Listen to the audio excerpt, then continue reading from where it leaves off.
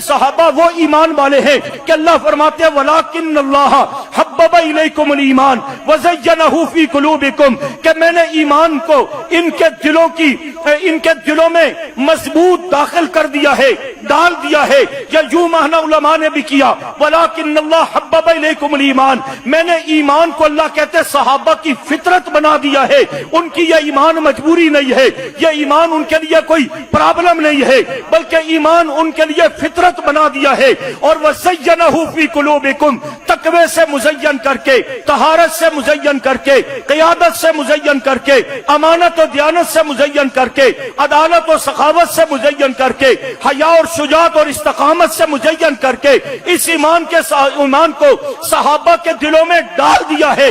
دوسری جگہ پر اللہ فرماتے ہیں اولئک کتب فی قلوبہم الایمان یہ ایسا ایمان ہے میرے تیرے دل میں تو داخل ہوا ہے۔ صحابہ کے لیے کہا یہ ان کی فطرت ہے، مزین کر کے دلوں میں صرف ڈالا ہی نہیں بلکہ دلوں پر پتھر کی طرح لکیر کر دیا ہے، نقش کر دیا ہے، مضبوط کر دیا ہے۔ یہ ٹکڑے ٹکڑے تو ہو سکتے ہیں، یہ چر تو سکتے ہیں آروں سے، یہ تیر و تلوار سے اپنا وجود کٹوا تو سکتے ہیں، ریزہ ریزہ تو کروا سکتے ہیں، مگر ان کے دل سے ایمان کو کھرچ کر کاٹ کر وہ ہٹایا نہیں جا سکتا، مٹایا نہیں جا سکتا، اتنا مضبوط کر دیا ہے۔ اور جس کے دل و دماغ یا عقیدے نظریے فطرت میں یہ غلط فہمی ہے، چاہے وہ اہل تشیع کا کفر ہو یا دنیا بھر کا کوئی بھی فطرہ ہو، اس کے لیے رب نے بتا دیا کہ وَلَٰكِنَّ اللَّهَ حَبَّبَ إِلَيْكُمُ الْإِيمَانَ وَزَيَّنَهُ فِي قُلُوبِكُمْ وَكَرَّهَ إِلَيْكُمُ الْكُفْرَ وَالْفُسُوقَ وَالْعِصْيَانَ ان کے صحابہ کے دلوں کو کفر، فسق و فجور، عصیان، نافرمانی اور ہر قسم کی بغاوت سے، ہر قسم کی برائی سے ان صحابہ کے دلوں کو میں نے پاک کر دیا ہے۔ اور پاک کر کے اللہ اعلان فرماتے ہیں اولئک هم الراشدون یہ ایسے کامل ایمان والے ہیں جن کو میں رب کہہ رہا ہوں راشدون راشدون راشدون یہ ہدایت یافتہ ہے۔ اور یہ سارے پیغمبر کے صحابہ ہدایت یافتہ ہے، ابو بکر صدیق سے لے کر امیر معاویہ تک، ابو بکر صدیق سے لے کر حضرت خالد بن ولید تک، ابو بکر صدیق سے لے کر حضرت مغیرہ بن شعبہ تک، ابو بکر صدیق سے لے کر عمر بن العاص تک، ابو بکر صدیق، ابو بکر، عمر، عثمان، علی، حسن و حسین کے لے کر پیغمبر کے آخری صحابی تک فرمایا اولئک هم الراشدون یہ سب ہدایت یافتہ ہے۔ اور فرمایا قیامت تک آنے والے میرے بندوں، میرے محبوب اور صحابہ نے بیعت کے ذریعے، قرآن کے ذریعے تم تک میں رب پیغام پہنچا رہا ہوں۔ ہدایت پر آنا چاہتے ہو، نجات چاہتے ہو، صحیح عقیدہ ایمان چاہتے ہو تو فَإِنْ آمَنُوا بِمِثْلِ مَا آمَنْتُمْ بِهِ فَقَدْ اهْتَدَوْا ان کی طرح ایمان لاؤ گے، ہدایت ملے گی، نجات ملے گی، جنت ملے گی، اللہ کی رضا ملے گی۔ مقام صحابہ، جزاک اللہ، مقام صحابہ تھوڑی سی بات میں سمجھ آ گیا۔ ایمان صحابہ، مقام صحابہ، اس کے بغیر ہدایت، نجات، رستہ، ایمان یہ معیار بنایا اللہ نے بنایا، مولانا حق نواز رحمت اللہ علیہ نے نہیں، اللہ نے بنایا۔ اور تمام صحابہ کو کسی ایک کا استثناء موجود نہیں، کسی ایک کا استثناء موجود نہیں۔ وہ میں نے بیانات میرے اس پر کافی موجود ہیں، علماء نے جو لکھا ہم نے امت کے سامنے، قوم کے سامنے پیش کیا۔ اولئک الذین امتحن اللہ قلوبہم للتقوی لہم مغفرۃ واجر عظیم۔ جب رب امتحان لے رہا تھا تجھے 1400 سال کے بعد نظر آ گیا کون باغی ہے، کون ظال ہے، مضل ہے، معاذ اللہ پتہ نہیں کیا کیا جملے کہتے رہتے ہیں لوگ، لکھتے رہتے ہیں تحقیق کے نام پر، اپنے بھی بیگانے بھی سارے لگے رہتے ہیں۔ اللہ کو یہ کمزوریاں نہیں نظر آئیں؟ رضی اللہ عنہم ورضوا عنہ کے اعلان کرنے میں اللہ کی ذات کو تو کوئی مجبوری نہیں، اس لیے کہ وہ سبحان ہے، اس نے نہ ووٹ لینے ہیں کسی سے، نہ نوٹ لینے ہیں، نہ کوئی الیکشن کا معاملہ ہے، نہ سپورٹ کا معاملہ ہے۔ جب وہ رب تعالیٰ کہہ رہے ہیں کہ میں نے ان کو دیکھا یہ سیکھ رہے تھے، جہاں ادھر ادھر مسئلہ ہوا بشیر تقاضوں کے مطابق میں رہنمائی کرتا رہا، اب اس درجے پر یہ محبوب کے تمام صحابہ پہنچ گئے کہ رب کہتے ہیں رضی اللہ عنہم ورضوا عنہ، میں ان سب سے راضی، یہ سب مجھے رب سے راضی۔ کسی ایک کا استثناء ثابت نہیں ہے، جو ہے صحابی رسول اس کا استثناء نہیں ہے، ورنہ اللہ پاک نشاندہی کر کے بتا سکتے تھے یہ اس سے احتیاط کرو، ان کا مستقبل یہ ہوگا وہ ہوگا، کوئی ایسی بات نہیں۔ اس کو پسند ہے تو ہمیں بھی پسند ہے، وہ رب صحابہ سے راضی ہے تو ہم سب صحابہ سے راضی ہیں۔ اگلی بات کہنا چاہتا ہوں، ان کے لیے آقا نے فرمایا صحابی کن نجوم بأیہم اقتدیتم اہتدیتم، میرے تمام صحابہ ستاروں کی مانند ہیں، جس کی اقتدا کرو گے ہدایت پاؤ گے۔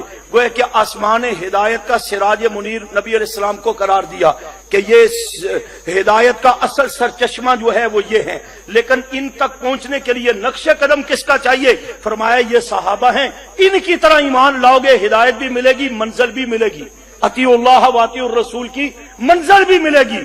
اور اسی انداز میں آقا صلی اللہ علیہ وسلم نے ایک موقع پر فرما دیا کہ میرے صحابہ کی محبت جو ہے وہ حضرت نوح علیہ السلام کی کشتی کی مانند ہے، میرے اہل بیت کی محبت جو ہے ان سے تعلق جو ہے ان کی مثال نوح علیہ السلام کی کشتی کی طرح ہے۔ فرمایا من رکیبہا نجا، جو اس میں سوار ہو گیا نجات پا گیا، اور ومن تخلف عنہا ہلاکا، جو اس سے پیچھے رہ گیا وہ ہلاک ہو گیا۔ اب اس پر بھی بات سنیں کہ اللہ نے رسول اللہ صلی اللہ علیہ وسلم کو آسمان ہدایت کا سورج کہا، صحابہ کو آسمان ہدایت کا ستارے کہا، اور فرمایا ان کی اطاعت اور تابعداری کرو، اور اہل بیت کی محبت کو نجات کا وسیلہ بتایا، اہل بیت کی محبت کو نجات کا وسیلہ بتایا۔ آپ پڑھے لکھے، میرے اکابر کی آپ پر محنت ہے، اس تفصیل میں نہیں جانا چاہتا کہ اہل بیت سے مراد کون ہے۔ معنی بھی آپ سمجھتے ہیں، لغوی معنی بھی، قرآنی معنی بھی، حقیقی معنی بھی، کہ اہل بیت حقیقی سے سب سے پہلے مراد ازواج مطہرات ہیں۔ کون ہیں؟ اور بلند آواز سے کون ہیں؟ ازواج مطہرات۔ اور ازواج مطہرات رضی اللہ تعالی عنہن، ان کے لیے بھی قرآن و سنت میں بے شمار فضائل ہیں۔ 2 منٹوں میں جملے کہہ دیتا ہوں۔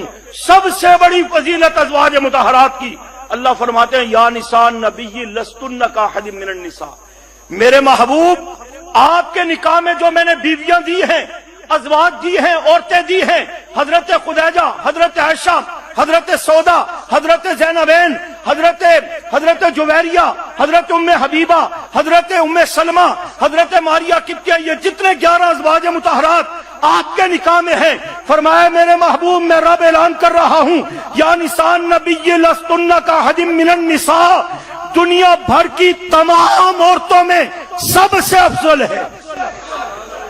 اور علماء بیٹھے، علماء بیٹھے، میں طالب علم ہوں، آپ کا خادم ہوں، میں اشارہ دیتا ہوں، آپ مجھے سبق کے طور پر پڑھا دیں، میں سبق سنا رہا ہوں، غلطی ہو تو اصلاح کر دینا۔ علماء کہتے ہیں کہ النساء میں جو الف نام ہے یہ عہد جنسی ہے، یا نساء النبی لستن کاحد من النساء، الف لام عہد جنسی ہے، جس کا معنی یہ ہے کہ دنیا کی ہر عورت مراد ہے، کہ تمام عورتوں سے حضرت آسیہ سے یہ ازواج مطہرات افضل ہیں، حضرت مریم سے ازواج مطہرات افضل ہے، دنیا بھر کی صالحات سے ازواج مطہرات افضل ہیں، دنیا بھر کی محسنات سے ازواج مطہرات افضل ہیں، دنیا بھر کی مومنات سے ازواج مطہرات افضل ہیں، دنیا بھر کی قانتات سے ازواج مطہرات افضل ہیں، دنیا بھر کے تائبات سے ازواج مطہرات افضل ہیں۔ اور پھر دوسرا اشارہ کیا احد من النساء، علماء کہتے ہیں یہ احد جب نفی کے لیے آتا ہے تو نفی تم کا درجہ دیتا ہے، جیسے وَلَمْ يَكُنْ لَهُ كُفُوًا أَحَدٌ، یہاں اللہ کی وحدانیت کی اس ترتیب سے جو بات بیان کی جا رہی ہے وہی مراد یہاں بھی ہے کہ دنیا کی تمام عورتوں میں سب سے افضل ازواج النبی صلی اللہ علیہ وسلم ہے۔ کون ہے؟ کون ہے؟ اہل بیت النبی، ازواج النبی صلی اللہ علیہ وسلم۔ اتنی بات سمجھ گئے، مزید فضیلت سمجھے۔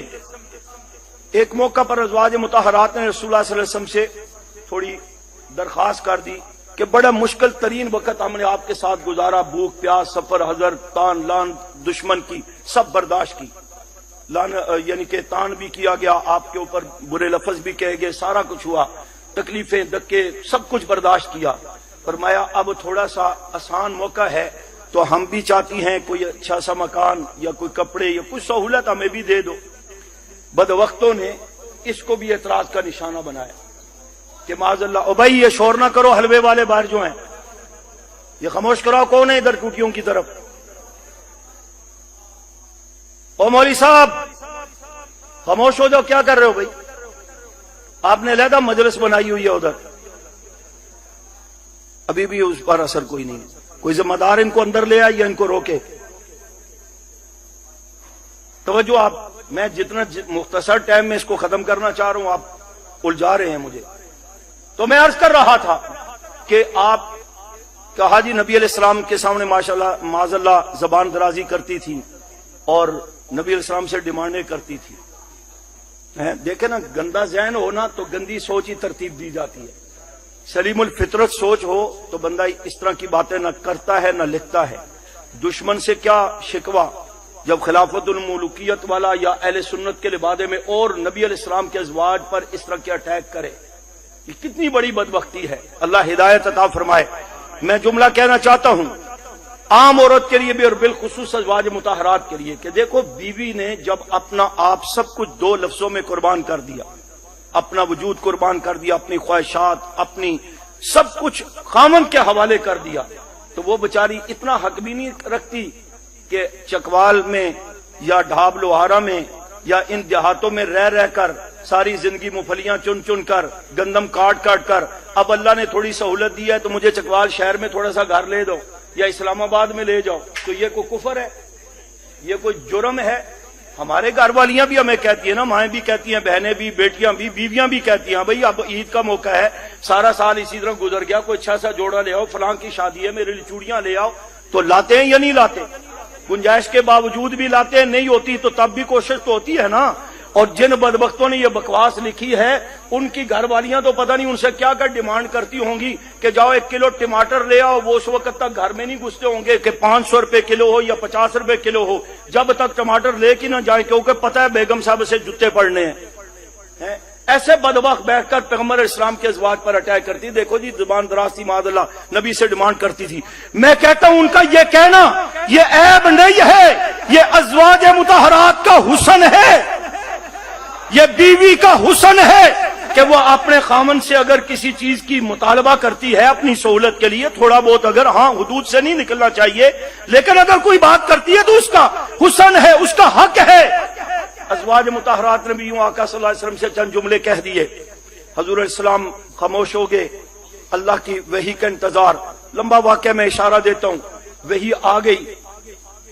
ان کنتن تردن الحیات الدنیا وزینتہا، محبوب ان سے پوچھ لو کہ دنیا چاہیے، دنیا کی زینت چاہیے، یا ان کنتن تردن اللہ ورسولہ والدار الاخرہ، اللہ اور اس کے رسول اور آخرت چاہیے. دونوں میں سے ایک چیز کا انتخاب کر لیں. اگر یہ کہتی ہیں کہ ہمیں دنیاوی زیب و زینت چاہیے تو فتحان متعکن وسرحکن سراحا جمیلا، 2-4 اچھے جوڑے منگوا دو، ان کو دے دعا کر کے فارغ کر دو، رخصت کر دو. اور اگر اللہ اور اس کے رسول چاہیے تو ان سے پوچھ کر بتا دے. اب توجہ کرنا، دیکھیں نا، اگر ذہن میں ذرا سی بھی دنیا کی چاہت ہوتی یا کوئی اس طرح کی بات ہوتی تو وہ یہ بھی تو کہہ سکتی تھی نا کہ دیکھو جی ہم نے کوئی غیر شرعی ڈیمانڈ تو نہیں کی، ہم نے تو اپنے حق کے لیے تھوڑا سا کہہ دیا تو آپ ناراض ہی ہو گئے.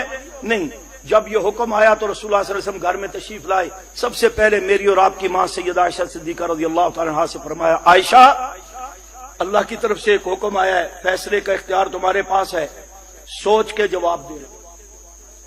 کیونکہ عورت ذات ہے نا، بشی تقاضا ہے، ممکن ہے جذبات میں یا توجہ نہیں ہے تو کوئی جملہ کہہ دے. اس کا مطلب ہے آقا بھی نہیں چاہتے تھے یہ مجھ سے جدا ہوں، آقا بھی نہیں چاہتے تھے نا. فرمایا سوچ کے جواب دینا، اور ہو سکے تو امی ابو سے پوچھ کے مشورہ کر کے جواب دینا. میرے سرتاج بتائیے حکم کیا ہے؟ فرمایا یہ اللہ نے کہا ہے، چاہیے تو دنیا کی زیب و زینت تو 2-4 جوڑے دے کر ان کو رخصت کر دو، اور اگر اللہ اس کے رسول چاہیے تو بتاؤ کیا فیصلہ ہے. سیدہ عائشہ صدیقہ، میں اور آپ، میرے ماں باپ، ہم سب، خصوصاً سپاہ صحابہ والے سارے امی عائشہ کی عزت عظمتوں پر، تمام ازواج مطہرات صحابہ کی عظمتوں پر قربان. 10,000 قربان، ہم 10 لاکھ بھی قربان ہو تو خدا کی قسم ان کی شان کا ہم حق ادا نہیں کر سکتے، ان کے احسانات کا ہم حق ادا نہیں کر سکتے. امی عائشہ فرماتی ہے میرے سرتاج، یہ بات بھی کوئی سوچنے کی یا ماں باپ سے پوچھنے کی ہے؟ اس دنیا پر لات مارتی ہوں، اللہ اور اس کے رسول ہی چاہیے تھے، اب بھی چاہیے، آئندہ بھی یہی متاع نظر ہے کہ اللہ اور اس کے رسول اور آخرت دنیا کی نہ پہلے طلب تھی نہ اب طلب ہے. حضرت حفصہ آپ کا کیا خیال ہے؟ فرمایا جو عائشہ نے کہہ دیا. باقیوں سے پوچھا، سب نے کہا یہی. اب سنو مقام کیا ملا. جب ازواج مطہرات نے اللہ اور اس کے رسول کا انتخاب کر لیا، ہمیں آپ ہی چاہیے، تو اللہ نے بھی کہا میرے محبوب جب ان کو آپ چاہیے اور آپ کو بھی یہی چاہیے تو آج میں رب ایک اور فیصلہ کر دیتا ہوں کہ آپ نے ایک نکاح کیا، دوسرا کیا، تیسرا کیا، 4 5 10 11 تک چلے گئے، کیونکہ آپ کی خصوصیات میں تھا، امت کے لیے 4 تھے، آپ کے لیے اجازت تھی، اب چلتے چلتے 11 تک پہنچ گئے۔ جب ان ازواج نے آپ کے ساتھ وفا کے اعلان کر دیے ہیں تو رب کی اللہ فرماتے ہیں میری طرف سے بھی اعلان ہے کہ لا یحل لک النساء، آج کے بعد محبوب آپ نے بھی کوئی اور نکاح نہیں کرنا، اور ولان تبدل بہن، اور ان میں سے کسی کو بدلنا بھی نہیں ہے۔ تکلیف تجھے 1400 سال کے بعد ہو رہی ہے، جس پیغمبر کی محبوب بیویاں ہیں انہیں تو ان سے کوئی شکوہ نہیں ہے۔ فرمایا ولان تبدل بہن، ان میں سے کسی کو بدلنا بھی نہیں ہے۔ اور ولو اعجبک حسنہن، اگرچہ آپ کو کوئی اور پسند آ جائے، کسی کا حسن آپ کو متاثر بھی کرے تو عائشہ ہی آپ کے نکاح میں رہے گی، خدیجہ ہی آپ کے نکاح میں رہے گی، سودا ہی آپ کے نکاح میں رہے گی، یہی آپ کے نکاح میں رہیں گی، اور دنیا میں بھی آپ کی بیویاں، آخرت میں بھی آپ کی بیویاں۔ محبوب نہ آپ اور نکاح کر سکتے ہیں، نہ آپ کے جانے کے بعد یہ کسی سے نکاح کر سکتی ہیں۔ بات سمجھ آ رہی ہے؟ یہ اعزاز دیا۔ مزید اس وفاؤں کا صلہ اللہ یہ دیتے ہیں وَمَن يَقْنُتْ مِنكُنَّ لِلَّهِ وَرَسُولِهِ وَتَعْمَلْ صَالِحًا نُؤْتِهَا أَجْرَهَا مَرَّتَيْن، توجہ، أَجْرَهَا مَرَّتَيْن، فرمایا میرے محبوب کی بیویوں مشکل ترین وقت میں بھی، اب اس فیصلے میں بھی آپ میرے محبوب کا انتخاب کر کے وفاؤں کی انتہا کر رہی ہیں۔ میں رب دنیا میں آپ کو اعزاز دے رہا ہوں، آج کے بعد عمل 1 کرو گی ثواب 2 کا دوں گا، نماز 1 پڑھو گی ثواب 2 کا ملے گا، حج 1 کرو گی ثواب 2 کا ملے گا، اور جہاد 1 مرتبہ ہوگا ثواب 2 کا ہوگا، 1 روپیہ اللہ کے راستے میں خرچ کرو گی ثواب 2 کا ملے گا۔ اسی انداز میں جیسا کہ علماء نے لکھا ہے، اسی انداز میں اجرہا مرتین، جو بھی عمل کرو گے دوہرا اجر عطا فرماؤں گا۔ توجہ کرنا چکوال والو، ساتھ ہی اللہ نے یہ جملہ بھی بتا دیا، کیونکہ یہ معصوم تو نہیں تھی نا کہ کہیں اس بڑے مقام کے گھمنڈ میں آ کر فرمایا کوئی غلطی ہوگی تو گناہ بھی ڈبل ہوگا، عذاب بھی ڈبل ہوگا۔ اس لیے یہ میرے اور آپ کے لیے، امت کے لیے سبق ہے کہ کہیں اس گھمنڈ میں آ کر کے، چونکہ اب میں عالمی سکالر بن گیا ہوں، چونکہ اب پوری دنیا مجھے سنتی ہے، چونکہ اب پوری دنیا مجھے حضرت صاحب کہتی ہے، دیوبندی بھی حضرت صاحب کہتے ہیں، بریلوی بھی کہتے ہیں، شیعہ بھی کہتے ہیں، عیسائی بھی کہتے ہیں، ہندو بھی کہتے ہیں، یہودی بھی کہتے ہیں، حضرت صاحب حضرت صاحب۔ اب میں جو چاہوں کروں، نہیں سمجھے؟ اب میں چاہوں تو ادھر جپیاں ڈالوں اور چاہوں تو میں ادھر کافروں سے جا کر جپیاں ڈالوں۔ یہ دیکھو ازواج النبی کو سمجھایا جا رہا ہے، اعزاز تو میں دے رہا ہوں، لیکن کہیں ادھر ادھر بھی ہوا نا مسئلہ تو پھر عذاب بھی ڈبل ہوگا۔ تو یہ اصول سمجھے نا، ہم نے آپ ہی سے، علماء سے ہی سمجھے، ہم تو طالب علم ہے۔ تو خیر یہ اعزاز، یہ فضیلت، یہ مقام بھی ازواج مطہرات، اور باتیں اور بھی وہ ساری ہے، مختصر کرتا ہوں۔ فرمایا النبی اولی بالمؤمنین من انفسہم وازواجہ امہاتہم، میرے محبوب کے اہل بیت النبی ازواج مطہرات، آپ کو میں یہ بھی اعزاز دے رہا ہوں کہ آپ سارے مومنوں کی مائیں ہیں۔ کس کی مائیں ہیں؟ اور بولو زور سے، ازواج النبی کس کی مائیں ہیں؟ یہودیوں کی مائیں، عیسائیوں کی مائیں، ہندوؤں کی مائیں، شیعوں کی مائیں، قادیانیوں کی مائیں، کسی اور کافر کی ماں، کسی منافق کی ماں، کسی فتنہ پرداز کی ماں، کسی بدبخت کی ماں نہیں۔ اللہ کہہ رہے ہیں النبی اولی بالمؤمنین من انفسہم وازواجہ امہاتہم، یہ ازواج النبی، اہل بیت النبی، یہ ازواج مطہرات جو ہیں یہ تمام مومنوں کی مائیں ہیں۔ یہ ہیں ازواج النبی قرآنی، اہل بیت النبی قرآنی، تفصیل میں نہیں جاتا۔ اور جو آپ صلی اللہ علیہ وسلم نے فرمایا آجو بیٹی فاطمہ، آجو حضرت علی تشریف لائیں، حسن حسین بھی بیٹھے، یہاں بٹھا کر کہا اللہم ہؤلاء اہل البیتی، اوپر چادر ڈال دی، فرمایا وہ تو میرے ازواج مطہرات، میرے اہل بیت ہے ہی ہے، اللہ میں کہتا ہوں میری اس اولاد کو بھی اہل بیت میں شامل فرما۔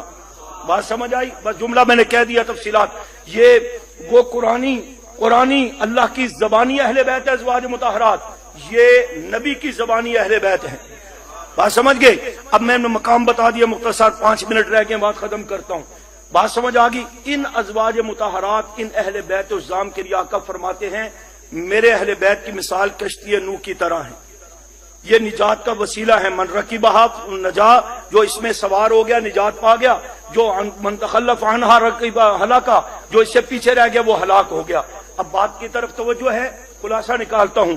آپ صلی اللہ علیہ وسلم کو آسمان ہدایت کا سورج بتایا، صحابہ کو حضور نے بھی اور قرآن کریم میں بھی اشارے موجود ہیں، فضیلت میں نے بتا دی مختصر، ان کو آسمان ہدایت کا ستارہ بتایا کہ ہدایت روشنی تو رسول اللہ صلی اللہ علیہ وسلم دیں گے، تعلیمات ان کی ہوں گی، ہدایات ان کی ہوں گی، نقش قدم پر صحابہ کے چلو گے تو ہدایت پا جاؤ گے، اور ساتھ ہی فرمایا نجات کا وسیلہ محبت اہل بیت کی کشتی میں سوار ہونا ہے۔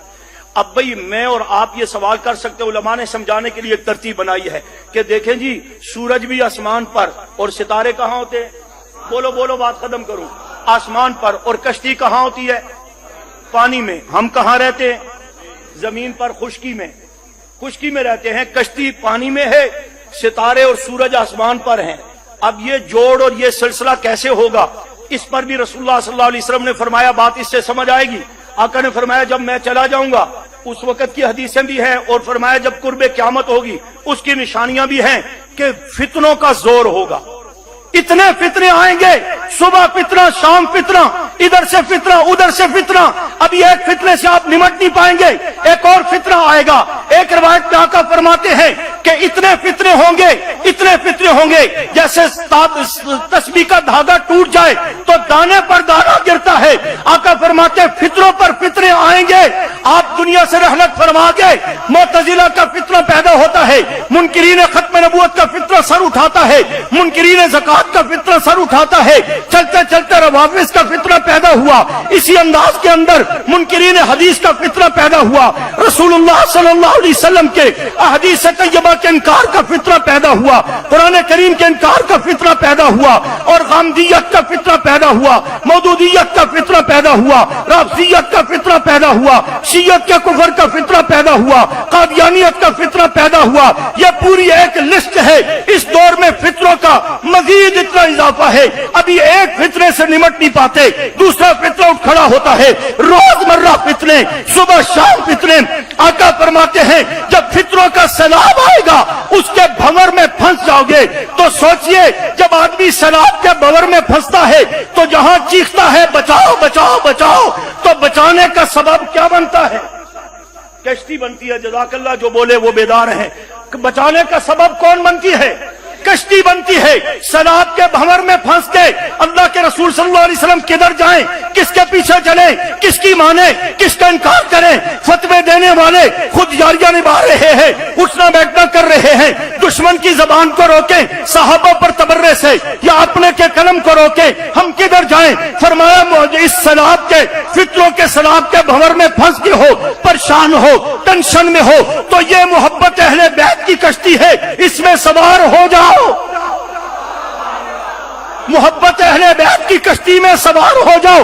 اللہ کے رسول صلی اللہ علیہ وسلم آپ کی تعلیمات سے سیکھا، اہل بیت سے محبت ہی ہے رہے گی۔ ہمارے ایمان عقیدے کا، عقیدت کا محور مرکز صحابہ کی طرح اہل بیت ازواج النبی تھی۔ اب ہم اس کشتی میں سوار ہو گئے، فتنوں کے دور میں جانا چاہتے ہیں تو فرمایا تمہیں پتا ہے جب کشتیاں سمندر میں چلتی ہیں تو رہنمائی کس سے لیتی ہیں؟ اور بولا رہنمائی کس سے لیتی ہے؟ اب تو کمپیوٹر کا دور ہے نا، موبائل کا سگنل ہے، لیکن اب بھی اگر کسی جگہ پر سگنل نہیں ہے کیونکہ سمندر بڑا وسیع ہے تو وہ کشتی رہنمائی منزل تک پہنچنے کے لیے ستاروں سے لیتی ہے۔ آسمان ہدایت کے ستارے صحابہ ہیں، ہم محبت اہل بیت کی کشتی میں سوار ہو گئے۔ کشتی والے پوچھتے ہیں کس منزل پر جانا چاہتے ہو؟ صداقت کی منزل پر جانا چاہتے ہیں تو اہل بیت کی محبت کی کشتی آپ کو صدیق اکبر کے در پہ لے جائے گی۔ عدالت کی منزل پہ جانا چاہتے ہو، اہل بیت کی محبت کی کشتی آپ کو فاروق اعظم کے در پہ لے جائے گی۔ شرم و حیا اور سخا کی منزل چاہتے ہو، اہل بیت کی محبت کی کشتی آپ کو عثمان غنی کے در پہ لے جائے گی۔ شجاعت اور بہادری چاہتے ہو، اہل بیت کی محبت کی کشتی آپ کو حضرت علی کے در پہ لے جائے گی۔ صبر و استقامت بھی چاہتے ہو، منزل شہادت کی بھی چاہتے ہو، اہل بیت کی محبت کی کشتی حضرت حسین کے در پہ لے جائے گی۔ ہاں ہاں، امت میں بڑا انتشار ہے، اختلاف ہے، مولوی بھی لڑ رہے ہیں، نعت خوان بھی لڑ رہے ہیں، سیاستدان بھی لڑ رہے ہیں، عوام بھی لڑ رہے ہیں، उम्मत में इत्तेहाद इत्तेफाक चाहिए। फरमाया अहले बैत की मोहब्बत की कश्ती में सवार हो जाओ। हजरत हसन के दर पे ले जाएगी। जब हसन के दर पे पहुंचोगे, हजरत हसन अमीर मुआविया के हाथ पर तुम्हें बैत करते हुए, उम्मत को मुत्तहिद करते हुए, मुत्तफिक करते हुए नजर आएंगे और अमीर मुआविया की क़यादत में चलते हुए नजर आएंगे। अमीर मुआविया दुनिया भर के कुफर से, मुनाफिकत से, शिर्क से, बिदत से, दीन दुश्मनों से, फितनों से, बिदतों से, तमाम दिन दुश्मनों से 19 साल डंडा लेकर के लबरदस्मा होते हुए नजर आएंगे। और लियुज़िरा वाला दीन कुल्ली, जिसके लिए सिराज मुनीर को अल्लाह ने भेजा था, उस मिशन की तकमील के लिए हजरत मुआविया की जद्दोजहद नजर आएगी। समझ जाना यही मंजिल है, यही राह हिदायत है, यही राह मिशन है, यही नजरिया है, यही अकीदा है। अहले बैत की मोहब्बत, सहाबा की कश्ती में, अहले बैत की मोहब्बत की कश्ती में सवार होकर, सहाबा की रहनुमाई में चलकर रसूलुल्लाह तक पहुंच गए। आप सल्लल्लाहु अलैहि वसल्लम हमें अल्लाह तक पहुंचाएंगे। कोई गल समझ आ गई? आधा मिनट रह गया जिंदगी हुई तो ये उन्मान फिर किसी वक्त। यही चीज इन अकाबर ने हमें समझाई है। ये हजरत काजी साहब का नाम मौलाना अब्दुस्तार तौसीफी साहब, वो मौलाना हक नमाज जो हैं वो इन सब के तर्जमान हैं। वो हजरत शेखुल हिंद से लेकर के यहाँ तक, ये चापलूसी के लिए नहीं कह रहा हूँ, ये पहले भी हमारी सोच थी, अब भी हमारी सोच है। हाँ, मौलाना हक नवाज भी इंसान है, बशर हैं। बात समझ आ रही? इंसान है, बशर हैं। अगर गुफ्तगू करते हुए, जैसे आप आजकल हमारे लोग फिसलते, इमरान खान एक बार बाद नहीं आया, फिर नहीं आया, फिर नहीं आया, फिर अब वो हाई कोर्ट कहता है जी गैर इरादी तौर पर, तूने उसके दिल में झांक के देखा था कि गैर इरादी तौर पर कहा। हम कहते हैं अकीदा, नजरिया और आप सल्लल्लाहु अलैहि वसल्लम, साहबा अहले बैत और कुरान, अल्लाह की जात, ये इतने हसास उन्वान है कि अगर अल्लाह ना करे मौलाना हक नवाज या हमारे सके वालिद की जबान से भी कोई जुमला इधर उधर हो जाएगा तो मसला ईमान का होगा। हम कहेंगे ओए ये क्या हो रहा है, ये हम कहेंगे। क्यों? ये भी अमर रसूलुल्लाह सल्लल्लाहु अलैहि वसल्लम के सामने हजरत सिद्दीक अकबर से सीखा है। आपके वालिद गिरामी अभी ईमान नहीं लाए थे, पहले का वाक़या, जोरदार थप्पड़ बाप के मुंह पर। हुजूर ने फरमाया सिद्दीक बाप है, बूढ़ा है, बड़ा है, क्या कर रहे हो? फरमाया आका आपकी शान में गुस्ताखी की। सबक मिल गया। अगर गलत होता तो हुजूर कहते बहरहाल गुस्ताखी की है तो आपके अब्बा या हुजूर का चचा अबू लहब, जिसके लिए अल्लाह ने तब्बत यदा अबी लहब उतार दी। हुजूर अल्लाह खुद उतार कर उनको इबरत का निशान बना रहे अबू लहब को, तो हुजूर ही कह देते अल्लाह खैर मेरी बेअदबी की है, मेरा चचा लिहाज कर दे। गुस्ताखी पर लिहाज, बेअदबी पर लिहाज, ये कुरान और सुन्नत का सबक है। यही इन उलमा का, इन दीवानों का, इन परवानों का जुर्म है। अच्छा लगे तो कबूल करके नक्शे कदम पर चलना। 10,000 कुर्बान हो गए मौलाना हक नवाज रहमतुल्लाह अलैह से लेकर आखिरी शहीद तक। जो शहीद हुए उनकी अजमतों को भी सलाम, जो इनकी सरपरस्ती और दुआएं करते हुए कल रात 10:30 बजे तभी मौत दुनिया से चले गए, मौलाना औरंगजेब फारूकी के वालिद की अजमतों को भी सलाम। ठीक है, जनाजा देख लिया आपने। उलमा की शिरकत, अवाम की शिरकत, यह कबूलियत की निशानी है। इसलिए अल्लाह फरमाते हैं कि अल्लाह के रास्ते में चलते हुए वलइन कुतिलतुम फी सबीलिल्लाह औ मुत्तुम लमगफिरतुम मिनल्लाहि व रहमतुन खैरुम मिम्मा यजमाऊन। जो इस उन्वान पर चलते चलते जामे शहादत नोश कर गए या तभी मौत दुनिया से चले गए, मैं मेरी तरफ से रहमतों का भी ऐलान उनके लिए, मगफिरत के भी ऐलान उनके लिए। आप मिशन का साथ देंगे, नामूसे रिसाले, नामूसे साहबा अहले बैत के लिए किरदार अदा करते रहेंगे। ये जो इधर उधर से थोड़ा थोड़ा टेंशनें आती हैं अपनों की तरफ से हैं, इमरान खान को कहते जी माफी मांगो कि एक नबी की शान में गुस्ताखाना जुमला कहा, तो वही जुमला एक नबी की शान में कमजोरी का वो जुमला एक स्कॉलर साहब की जुबान से भी निकला है, उसका दिफा कर रहे हैं उलमा इकराम। तो उससे भी कहो ना भी यहां बराबरी है कि अगर गुस्ताखी वो है, मैं तो कहता हूं दोनों गुस्ताखी हैं। मैं इमरान का दिफा नहीं कर रहा हूं, लेकिन गुस्ताखी है, रसूलुल्लाह सल्लल्लाहु अलैहि वसल्लम की शान बड़ा हसास मसला है। जो भी हो उसे कहो भाई एहतियात करो। अगर नहीं करता तो फैसला सबके लिए, फतवा सबके लिए, सोच सबके लिए।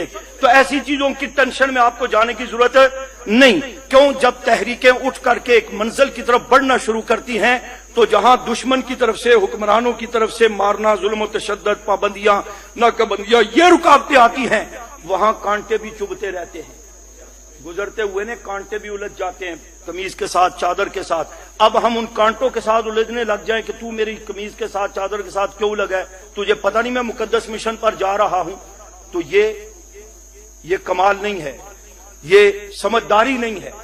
उस कांटे को तोड़ो, ہٹاؤ یعنی کہ کھینچ لو اس سے، اپنی چادر بچا لو، نہیں ہے تو اپنی چادر چھوڑ دو، وہ جگہ چھوڑ دو، اپنے کام کو جاری رکھو، اپنے سفر کو جاری رکھو، اپنی منزل کی طرف بڑھتے رہو۔ انشاءاللہ ایک دن آئے گا، ہم ہوں یا ہماری زندگیاں بھی، ہماری جانیں بھی حقیر سے اللہ قبول فرما لے، صحابہ اہل بیت آپ صلی اللہ علیہ وسلم کی عزت پر قربان ہو جائے، انشاءاللہ ایک دن آئے گا کہ منزل آپ کو ملے گی، کامیابیاں آپ کے قدم چومیں گی، مولانا حق نواز کی روح خوش ہوگی، رسول اللہ صلی اللہ علیہ وسلم کی روح خوش ہوگی، صحابہ اہل بیت کی عزت و ناموس کا پریرا جو حضرت حق نواز نے لہرا کر امت کو بیدار کیا، قوم کو بیدار کیا، سنیت کو بیدار کیا۔ اگر میں تھوڑا سست بھی ہو جاتا ہوں تو اس قوم کا بچہ جس نے حق نواز کو سنا ہے، سمجھا ہے اور پڑھا ہے اور غور کیا ہے، وہ معصوم بچہ بھی ہوگا، جان ہتھیلی پر رکھ کر دشمن سے ٹکراتا رہے گا لیکن اس کو سکون سے سونے نہیں دے گا۔ محنت کریں گے۔ ایک شاعر کا نام لیے بغیر آپ نے کلپ دیکھا ہوگا، بھی ایک ہفتے پہلے کی بات ہے، بوڑھی اماں، اگرچہ احتیاط کرنی چاہیے، بوڑھی اماں آئی، اس نے کہا میں بھی تو میرے بیٹے بھی صحابہ سے قربان، امی عائشہ سے قربان، ٹھیک ہے۔